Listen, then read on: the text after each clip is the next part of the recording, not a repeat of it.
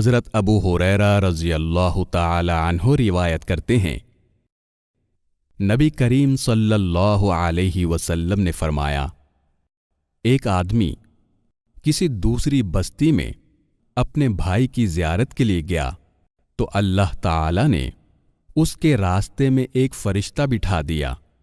جب وہ شخص اس کے پاس سے گزرا تو فرشتے نے پوچھا، تم کہاں جا رہے ہو؟